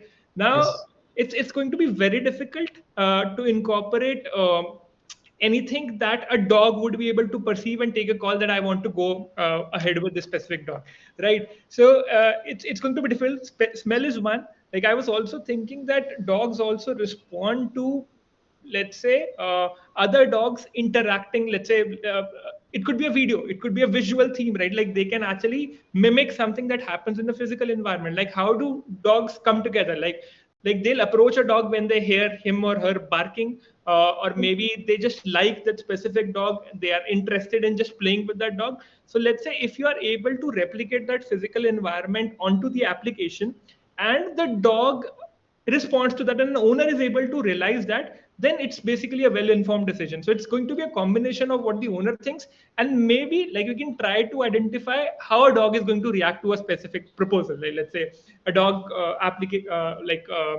option has come up to me, like, how will I respond to that, right? So it could be basically like, as Samya mentioned, it could be some other solution also. Let's say where you're searching for a community where dog owners come together and they would want their dogs to actually interact. And now, based on the kind of, let's say, specifications that they have, like, they would want to interact with specific kinds of people, specific breed of dogs, you can actually initiate this discussion. So a fairly peculiar problem statement, but like, definitely feel that, like, let's say when we are trying to solve for this product, we need to understand the needs of both the dogs as well as the owner as well, because the owner is going to make majority of the decision making. Sorry, you guys can add, like, this is definitely a line that we should take, and we should definitely question whether there's a need for this kind of a product or not. Or let's say what's going to be the MVP, like, because we are building the initial roadmap here. I Okay, think I have so let's sup- all. yeah, okay, so let's suppose that the market research has been done, Yeah. okay, and the features of the product has been decided with consulting all the stakeholders. Now, Soumya, what do you think the next step would be?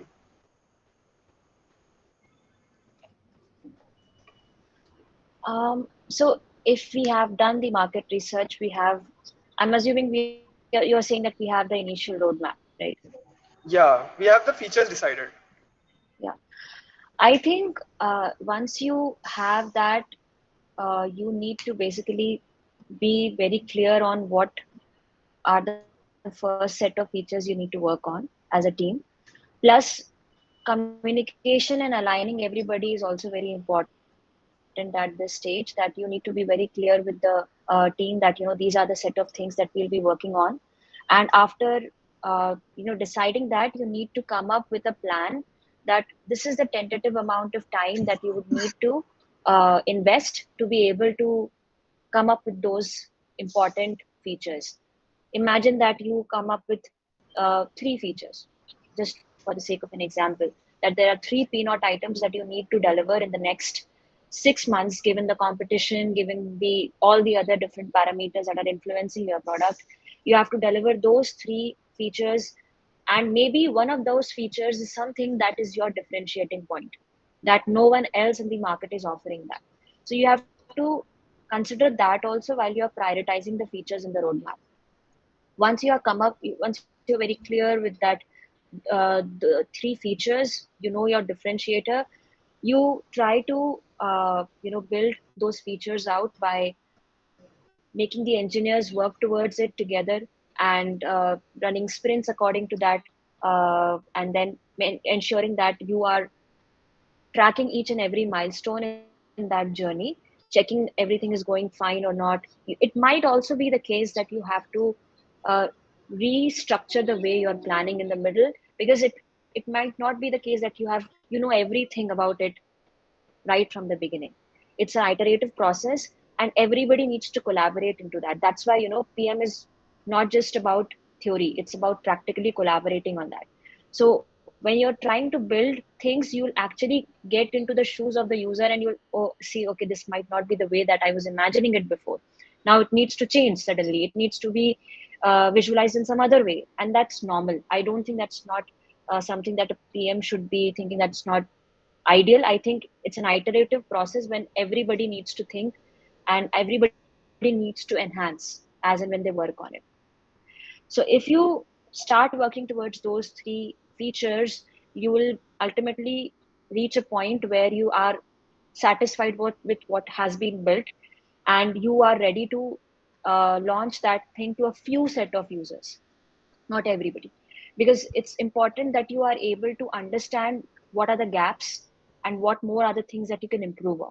So targeting few sets of users initially would definitely help you, and then when you have gained some kind of feedback from the set of MVP features that you had decided, you need to clearly analyze that and come up with the next set of things that you want to do for your product. So those initial users, in one way your beta users, they are very crucial because they would give you first hand feedback of what has been built. They will give you new use cases as well. They will give you opportunities of creating something which would even more help you stand out from the competitor. So taking that round of feedback, actioning on that feedback, and then building another set of features, those are basically the cycles that a product manager has to go every now and then. So yeah. Satvik, I do have a call out for here. When you do the market research, you generally don't like drill down to a list of features. You drill down to a list of business objective you want to drive, and then you prototype, right? Right. And your second level of research would be on concept validation, where you validate that concept and you form up an FGD, or you roll it out to alpha users or beta users, however you want to do it. You have to get there with the solution. So the first research that you conduct, you're trying to assess the problem, which sets the objectives, and by the time you have prototyped, your features are already half made, right? It's already half cooked. You just need to tune it a bit by the time you are researching with the, testing your solution. So there are two kinds of research here. The first research is more explorative in nature, where you ask a lot of explorative questions and you try to assess where the problem is. The second kind of research, the first kind of research gives you the outcomes, the problems which the users have, the needs what they have, and how you can fulfill them. And the second level of research, you get to the market with the ready or a semi-ready product, and you say that this is what we are thinking, this is what we have built, this is what we are planning to build, how would you like to see it, would this help you, would this interaction help you, how would you like to interact, how would you like your dog to interact with it, blah blah blah blah blah. And you ask a lot of explorative questions there as well, but those explorative questions are largely directed towards driving those outcomes, right? So they seem explorative, but they are not. However, the first one are purely open-ended. You simply are trying to understand, and most of it is also non-verbal. The first one, you're trying to see how they are communicating, how they are trying to understand from their dog's behavior, how they are trying to, navigate the problems that they're facing in day-to-day life, right? Those are the, like, before Google Maps, what did you have? You used to stop at every juncture and ask people, hey, where do I go? And Google Map has exactly replicated that. So it has done that over time. You have to understand it. There are two levels of research that you conduct as product managers. The first level is largely to entail and detail and prioritize the problem statement. The second part is largely to validate your concepts and the prototype that you are planning to build by the time and the finally you launch. And I would like to see this product actually. It's a very good Right. product. Right. Thank you so much. This was a great interactive brainstorming session. But now we'll be like concluding our session with some conclusion questions. Okay, so it is an open-ended question. Anyone can give their inputs. What do you guys think is the dark side of product management? Like the cons of getting into product management? Like it makes you question your like decision of getting into it. This question is something that I have had multiple times and I've answered multiple times, and each time I have discovered something new. So I would like everyone to participate as I go on and share my experiences. As the first part of product management that I faced was a constant need of questioning your decision. You question your decision a lot of time because no one else is going to do that for you, and the more you question, the more you are unsure about, and at times you're feeling, why am I doing this role if I have to question every decision that I make? Why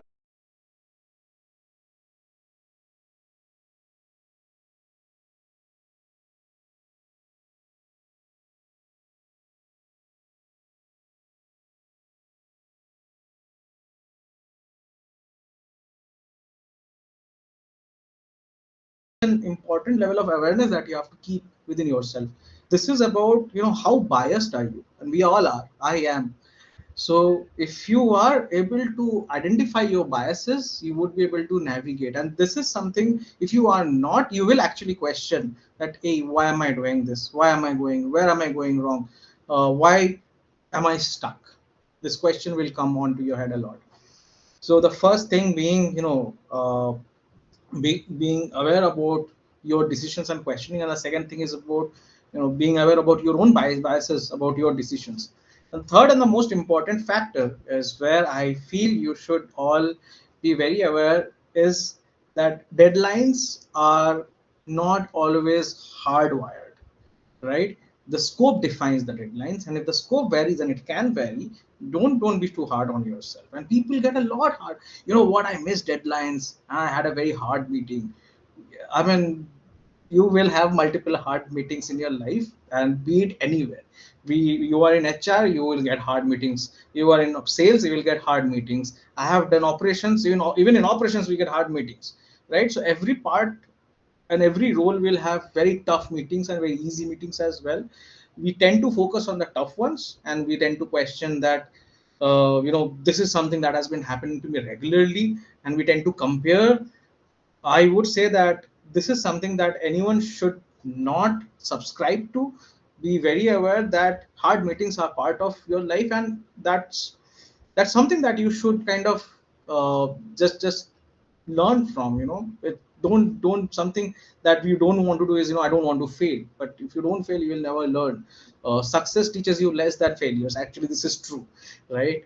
So uh, the fact that you are deliberating yourself in a role where you are subjecting yourself to questions and situations which are questioning your own internal value system, and then also you are subjecting yourself to a lot of meetings where you are trying to influence without authority. You are trying to get into those hard conversations, and then you are questioning, why did I even take this role? These are few things that you always face. The fourth and the most important factor here is the culture of the organization. That defines the product role a lot. That defines how you interact with your stakeholders, right? Finding that to drive a change within that, it's something that you learn.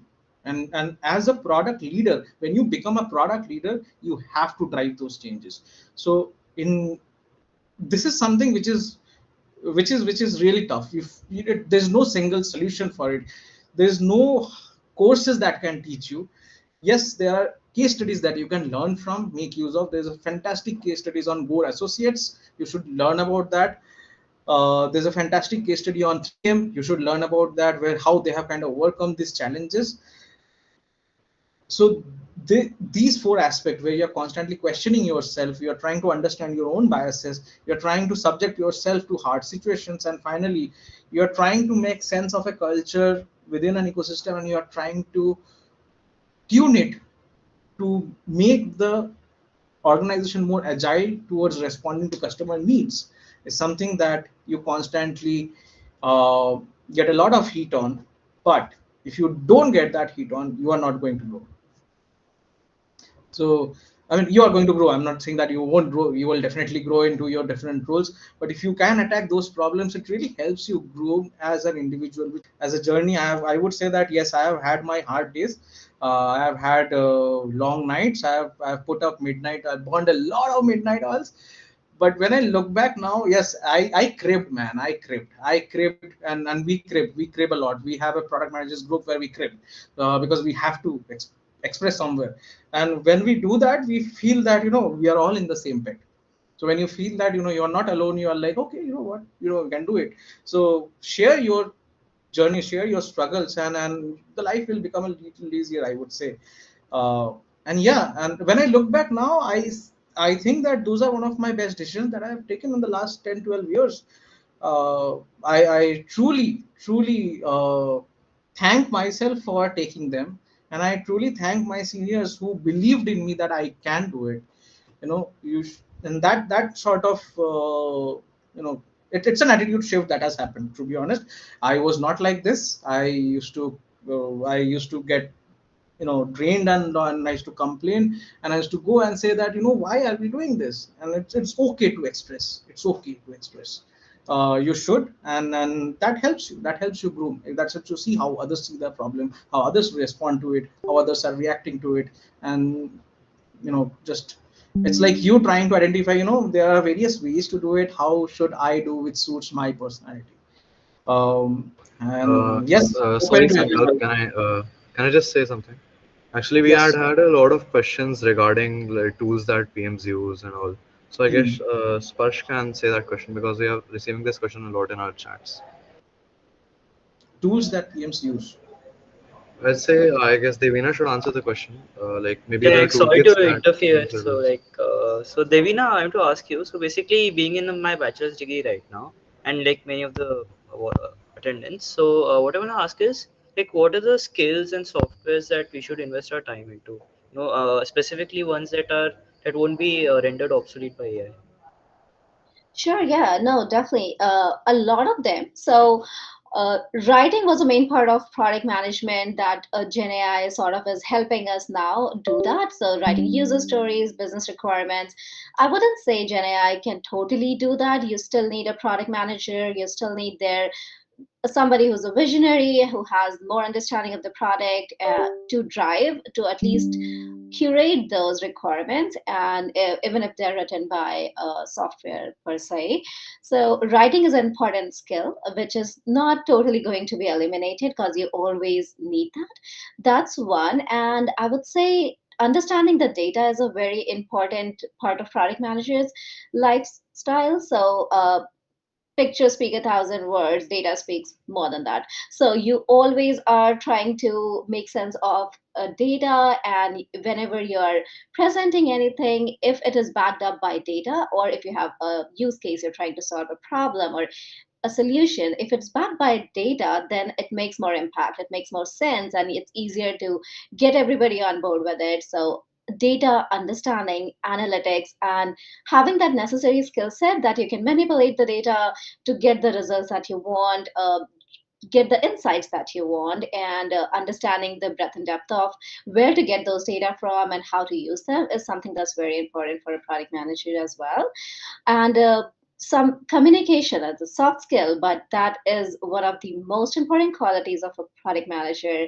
It's communication. You have to interact with different stakeholders, people from different backgrounds, people who understand technology, people who don't, and higher management, entry level engineers, all a big spectrum of skill set that people bring onto the table. So being able to communicate and speak their language so that they understand you is also a very important aspect that we should focus on from a student perspective while we're trying to build our skill set. So there might be more that I'm missing, but these are some that I would like to call out. If anybody wants to chime in, that's great. I think prioritization and the ability to break down a problem statement into fundamental constituents of it. Like, how do you break it down into what it is actually? Like, you can look at a pen and I can break it down into fundamental aspects. Like it has an ink, it has a refill for that ink, then it has a nozzle from where it will, and you have an ability to kind of change it. So why we have this, right? Breaking that down and being able to prioritize where you need to invest is something that you have to do constantly. And then, as Devina said, you have to communicate that. And while you can do this in silo and you can do this in group to be done, why we couldn't do it, why we are doing it, so on and so forth. So that it is called the first principles. These are few things that you have to invest in. I also highly recommend every product managers to go for a design thinking course, because that skill set will help you learn multiple things. It will help you learn how to research, so you will learn about research tools. It will help you learn about designing tools. It will help you learn about the data analytics tool as to how to measure the success. It will help you drive planning tools. Like you can do a lot in these design tools. You can actually start a product idea from scratch and to a point where you're actually measuring stuff. So please go for those courses. It is something that opens up your thinking, how you kind of think about a problem, and how you try to prioritize and attack a problem. That certainly, design thinking certainly, if you merge it with fundamental of product management like first principles and prioritization and communication, it really helps you understand where you need to communicate with whom, and how. That really helps you close a lot of gaps. And I recommend that to everyone, because it is a great starting point for you to experience the product management life cycle without even doing it. It's a good starting point, not the end, but it's a good starting point.